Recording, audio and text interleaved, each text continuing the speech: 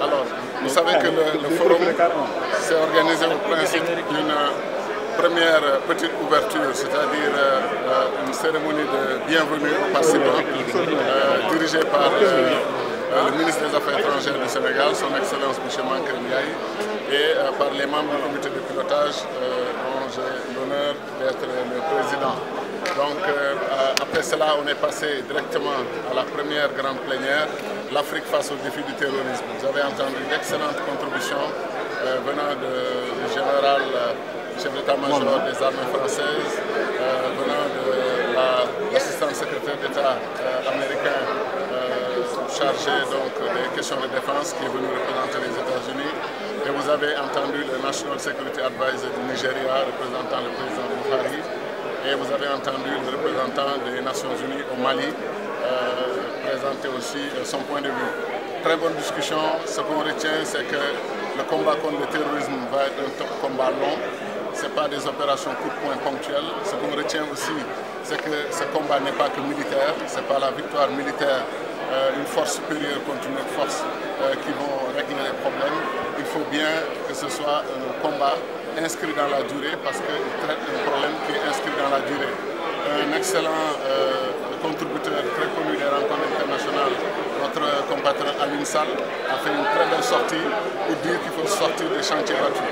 Il faut poser, penser autrement le problème du terrorisme. Il faut réfléchir sur ces questions et si on ne produit pas un nouveau discours et qu'on est dans la logique du contre-discours que proposent les terroristes, on va être effectivement dans une sorte de symétrie de la démarche, on ne trouvera pas de solution.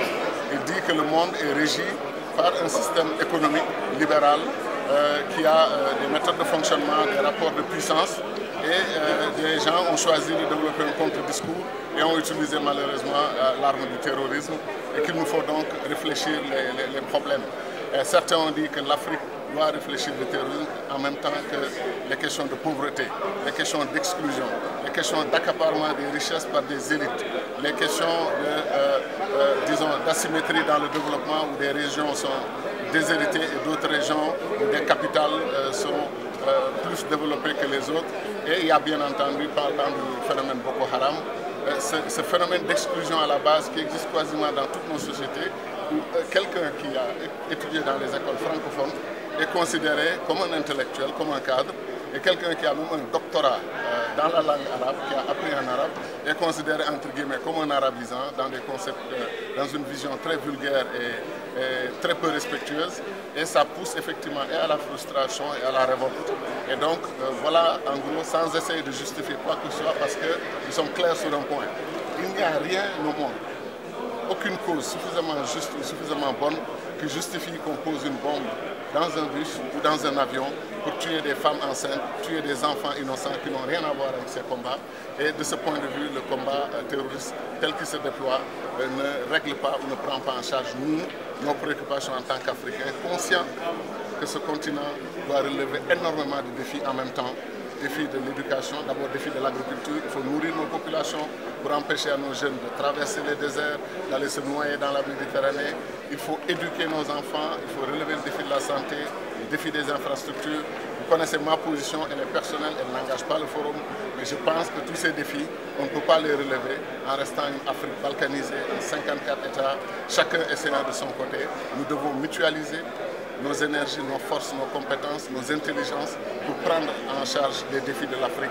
Et c'est pour ça que nous pensons que ce forum est extrêmement important et que les Africains doivent sortir d'ici avec une vision claire qu'ils doivent créer des forces régionales pour prendre en charge les grands défis, parce que chacun de ces défis est transnational, transfrontalier. Il ne s'adresse pas à un seul pays, il s'adresse à beaucoup de pays. Monsieur le ministre, on a vu sur le site ici où se tient le forum une grande sécurité. Est-ce que Dakar craint quelque chose? C'est ces derniers temps qu'il y a eu des arrestations d'imams présumés proches des terroristes.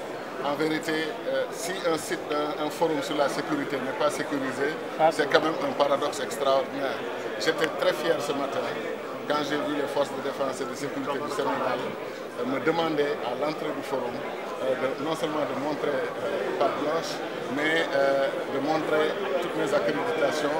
Et j'ai passé les machines comme tout le monde, enlevé ma montre, enlevé mon bracelet. Je me suis senti non pas menacé, mais je me suis senti en sécurité, en allant dans un forum sur la sécurité. Comme on dit chez nous, Yalna Yag, et qu'on continue le forum dans ces conditions, qu'on le termine en beauté, qu'il ne se passe aucun incident, parce que nous parlons de gens qui sont hostiles, qui sont effectivement capables de faire des choses, mais je vous garantis que c'est des mesures ordinaires dans le cadre d'un forum sur la sécurité, parce que quand même, aller dans un forum sur la sécurité, Monsieur le ministre, on sait que ces derniers temps, il y a eu des arrestations. L'année dernière, le forum était sécurisé, cette année, il est sécurisé.